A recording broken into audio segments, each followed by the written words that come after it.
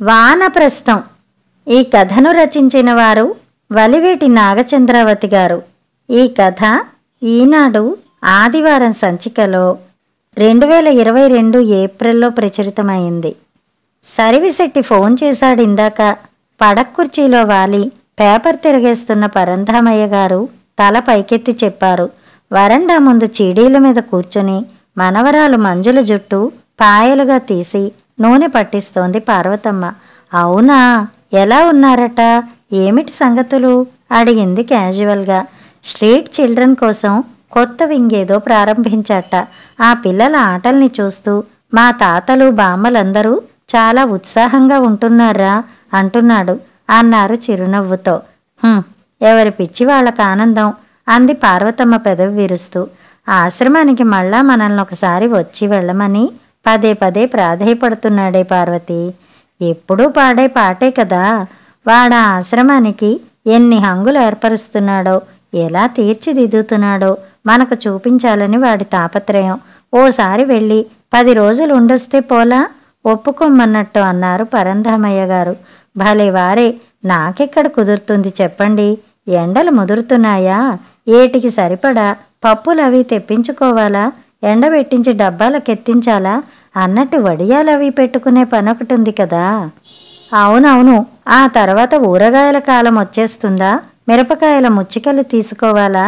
భార్య వెతికే సాకుల లిస్టుకి కొసగా తానొకటి జత చేస్తూ నవ్వారాయన. ఆయనకు తెలుసు భార్యకు అక్కడికి రావడం ఇష్టం ఉండదని. మొదట్లో ఒకసారి తీసుకువెళ్లారు. వయసు మళ్ళబోతున్నా పార్వతమ్మలో యవ్వనపు చురుకుదనం తరగలేదు. లేచిన దగ్గర్నుంచి ఆశలో కండెల విరామం లేకుండా తిరుగుతూ భర్తతో కొడుకులతో కబుర్లాడుతూ పనివాళ్లకి పురమాయిస్తూ కోడళ్లకి సలహాలిస్తూ మనవల్ని ముద్దు చేస్తూ గలగల్లాడుతూ తిరుగుతూ ఉండే పార్వతమ్మకి ఆ ఆశ్రమ నిశ్శబ్దం నచ్చలేదు. శిశిరంలో రాలబోయే పండుటాకుల్లాంటి ఆ ముసలివాళ్లను చూస్తే ఒక విధమైన జలధరింపు కలిగిందామెకు.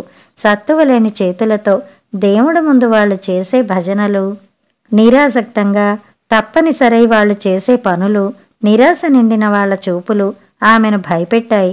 అప్పట్నుంచి ఆశ్రమం పేరెత్తినా వెడదామనన్నా మల్లె చెట్టుకు ఆకులు గిల్లాలని, కోడలు వదినగారి చెల్లెలకి సమర్థసారి తీసుకువెళ్ళకపోతే బాగుండదని, ఇలాంటి చాలా చాలా ముఖ్యమైన విషయాలు గుర్తుకొస్తుంటాయి ఆమెకి.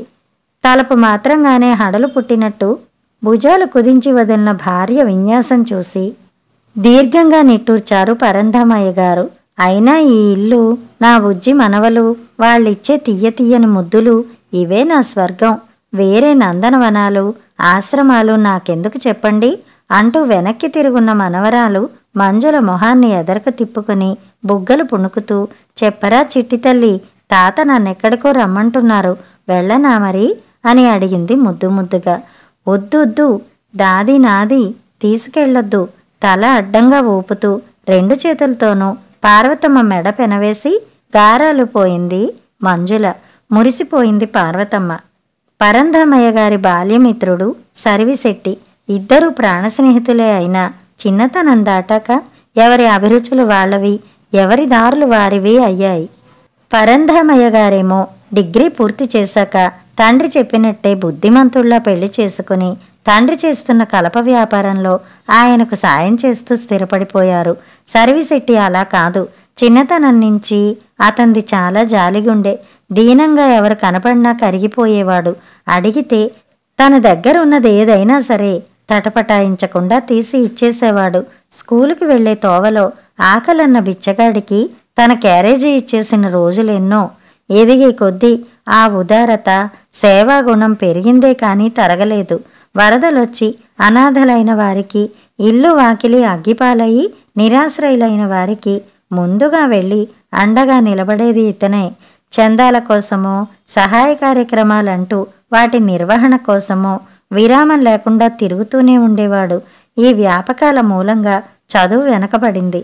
పెళ్లి చేస్తే దారికొస్తాడనుకుంటే అటువంటి బంధాల మీద అతనికి ఆసక్తి లేదని నిర్ద్వందంగా చెప్పేశాడు. తల్లిదండ్రుల మరణానంతరం పూర్తిగా స్వతంత్రుడయ్యాడతను. ఈ సమాజం నాకేమిచ్చింది అని ప్రశ్నించే బదులు ఈ సమాజానికి నేనిది చేశాను అని చెప్పగలగాలని మనస్ఫూర్తిగా నమ్మేవాడు. వయసు ఉడిగి చరమాంకంలో ఆప్తులనుకున్న వారి ఆదరణ లుప్తమయ్యి ఏకాకుల్లా మిగిలిపోయిన వృద్ధులను ఆదరాభిమానాలతో హక్కున చేర్చుకోవాలనే అతని సంకల్పానికి సాకారం ఆ వృద్ధాశ్రమం. అది అతని ప్రాణం. తన యావదాస్తిని వెచ్చించి నిర్మించిన వృద్ధుల ఆనందధామం. ఆ ముసలివారి కోసం ఏ సౌకర్యాలు అమర్చినా ముందు పరంధామయ్య గారికి చెప్పి ఆనందపడతాడు. చెప్పడం కాదు, ప్రతిదీ మిత్రుడికి ప్రత్యక్షంగా చూపించాలని అతని అభిలాష. కానీ పార్వతమ్మకి అక్కడికి వెళ్ళటం అంటేనే ఇష్టముండదు. భార్య లేకుండా పరంధామయ్య గారెక్కడికి కదలరు. పరంధామయ్య పార్వతమ్మ గార్లది అన్యోన్యమైన దాంపత్యం, పాడికుండలాంటి సంసారం, పండంటి బిడ్డలు. పెద్దవాడు రమేష్ డిగ్రీ చేసి వ్యాపారం మీద ఇష్టంతో తండ్రితోనే ఉండిపోయాడు. చిన్నవాడు సురేష్ సాఫ్ట్వేర్ ఇంజనీర్. కడసారపు గారాల పట్టి శకుంతల. ఇద్దరు కొడుకులకు వివాహం చేసేశారు. పెద్దవాడు రమేష్కి 2 పిల్లలు, చిన్నవాడు సురేష్కి 2. శకుంతలకు యుక్త వయసు వచ్చింది. భార్య అంటే ఎనలేని ప్రేమ పరంధామయ్య గారికి. ఆమె సన్నిధి ఆయనకో ఆరామ మందిరం. ఎంత చికాకులో ఉన్నా ఆమెను చూస్తే ప్రసన్నుడవుతాడాయన. ప్రతి చిన్న విషయాన్ని వ్యాపార లావాదేవీలతో సహా ఆమె చెవిన వేయాల్సిందే. వచ్చిన ఆదాయం ప్రతి పైసా ముందు భార్య చేతిలో పెట్టాల్సిందే. ఆ ఇంటికి మహారాణి పార్వతమ్మ. భర్తకే కాదు, కొడుకులిద్దరికీ కూడా తల్లంటే పంచప్రాణాలు. అమ్మ ఎప్పుడూ వాళ్ళ కళ్ళకి మహాలక్ష్మిలా పెద్ద పెద్ద జరీ చీరలు కట్టుకుని తల నిండా పూలు పెట్టుకుని కళకళ్ళాడుతూ కనిపించాలి. అన్నపూర్ణలా తన హస్తాలతోనే అందరికీ వడ్డించాలి. ఆమె ఇంట్లోంచి కాలు కదపాలంటే కారు ఉండాల్సిందే. అంత అపురూపం వాళ్ళకి. కోడళ్ళకి అమ్మ తర్వాత అమ్మ పార్వతమ్మ. మాటల్లోనే కాదు, అభిమానంలో కూడా. కల్లో కూడా అత్తగారు గీచిన గేటు దాటాలనుకోరు వాళ్ళు.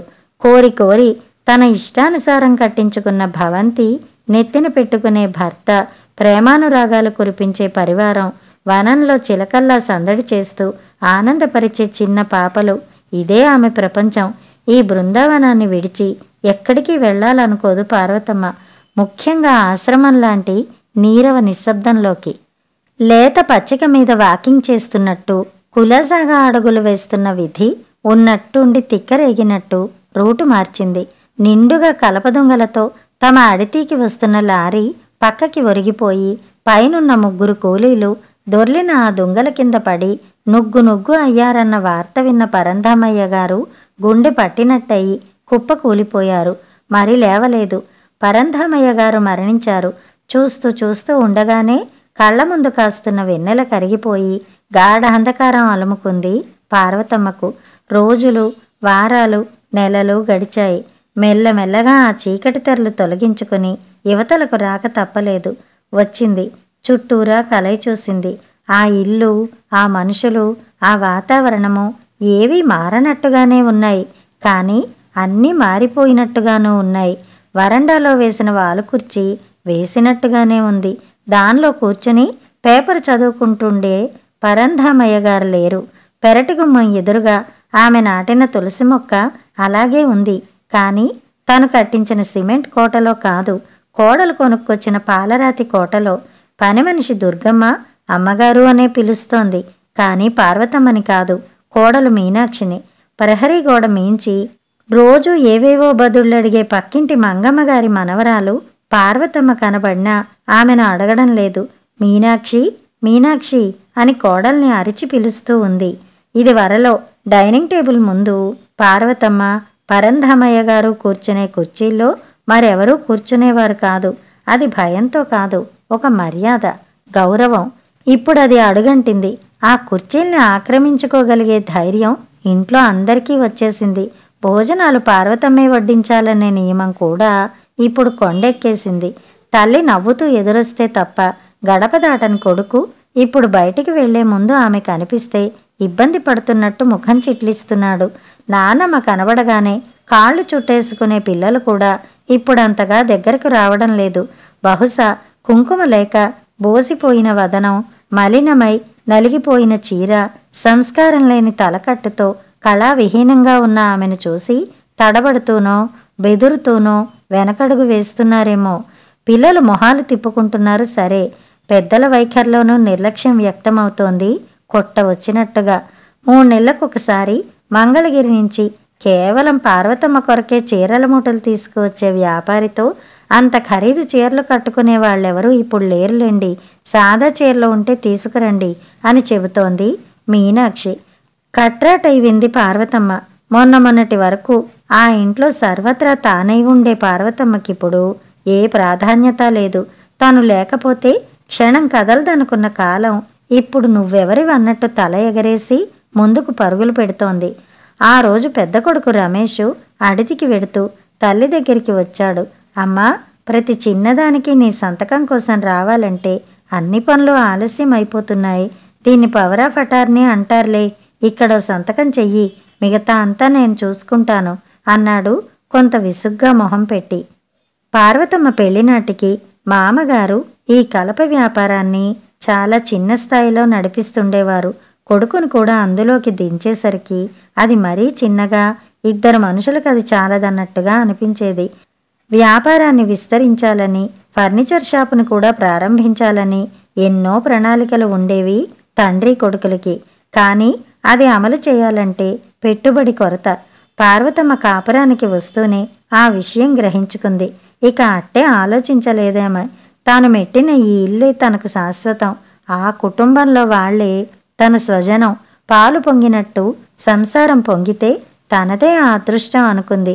పసుపు కుంకుమల కింద తండ్రి ఇచ్చిన 5 ఎకరాల మాగాణి అమ్మించేసి మామగారి దోసిట్లో పోసింది పార్వతమ్మ. ఆమె ఇచ్చిన వేళ మంచిదై మొక్క పాతితే వృక్షమైనట్టు బిజినెస్ బాగా వృద్ధి చెందింది. లక్షల్లో ఉన్న వ్యాపారం కోట్లకు ఎగబాకింది. తమ పెరుగుదలకు నిచ్చెన వేసిన కోడలంటే అపరిమితమైన వాత్సల్యం మామగారికి. ఆమె మాటకి చాలా విలువ ఇచ్చేవారాయన.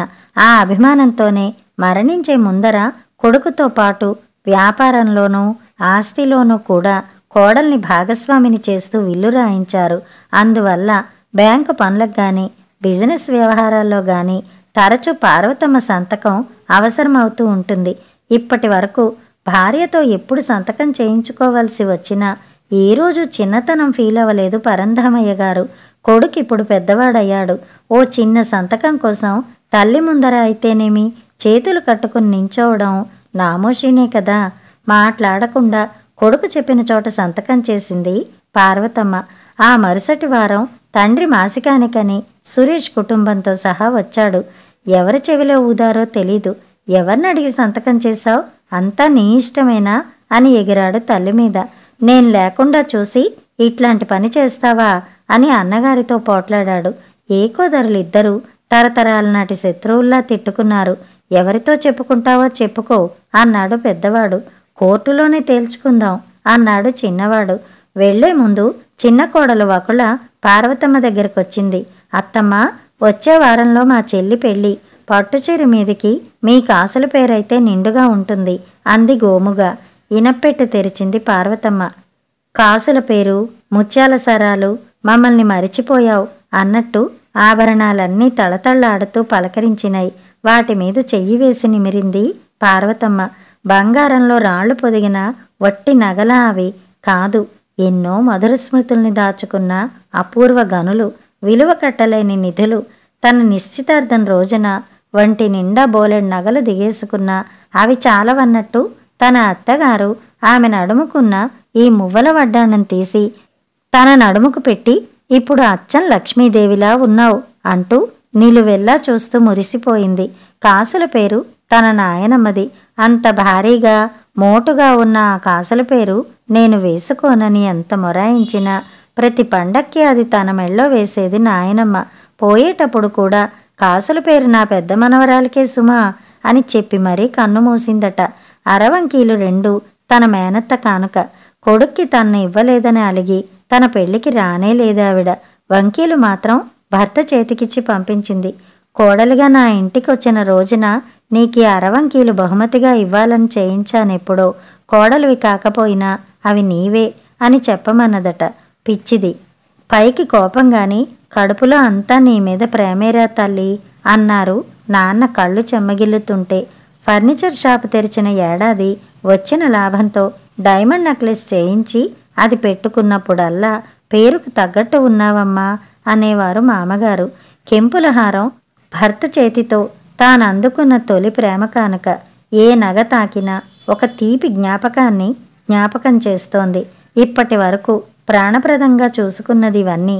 కానీ ఈ ఆభరణాలకే తలమానికమనుకున్న ఆభరణాన్ని భగవంతుడు లాగేసుకున్నాక వీటితో తనకేం అవసరముంది? నిర్లిప్తంగా కాసుల పేరు తీసిచ్చింది కోడలికి. మర్నాడు, ఖచ్చితంగా మర్నాడే అత్తగారి దగ్గరకొచ్చింది పెద్ద కోడలు. బుజ్జి లోలాకులు మెరుగు పెట్టించడానికి జ్యువెలరీ షాప్కెడుతున్నాను. మీ వడ్డాణం మువ్వలు కొన్ని ఊడాయన్నారుగా, ఇలా ఇవ్వండి, అతికించుకొస్తాను అంది. అడిగినట్టుగా ఉంది మాట, ఆజ్ఞాపిస్తున్నట్టుగా ఉంది స్వరం. వడ్డాణం తీసి కోడలికి అందించింది పార్వతమ్మ. అది ఇక తిరిగి రాదని తెలుసు. ఆవిడటు వెళ్ళగానే కాళ్ళు నేల మీద గట్టిగా తాటించుకుంటూ వచ్చింది కూతురు శకుంతల. అన్నీ వాళ్ళకే ఇచ్చేశావు, ఇక నాకేం మిగిల్చావు? నువ్వసలు తల్లివేనా? నాన్నుంటే ఇలా చేసేవారా? నా కూతురు అంటావు గాని నీ ప్రేమంతా నటన అంది. కూతురు జరుగుతున్న దూషణలన్నీ కన్నార్పకుండా చూస్తూ వింది పార్వతమ్మ.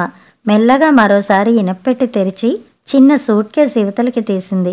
చూడమ్మా, మీ నాన్న నీ పేర కొన్న ఆస్తుల దస్తావేజులివి. నువ్వు పుట్టిన దగ్గర నుంచి నీకని కొనిదాచిన నగలివి. జాగ్రత్త చేసుకో అంటూ శకుంతలకు అందించింది. వెలవెలబోయింది శకుంతల మొహం.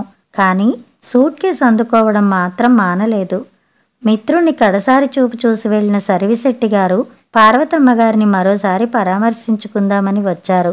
ఆయన వచ్చిన రోజునే సురేష్ కూడా వచ్చాడు. అన్నగారితో ఆస్తి విషయం అటో ఇటో తేల్చుకుని కోర్టులో దావా పడేయాలని విస్తుపోయారు సర్విశెట్టి గారు.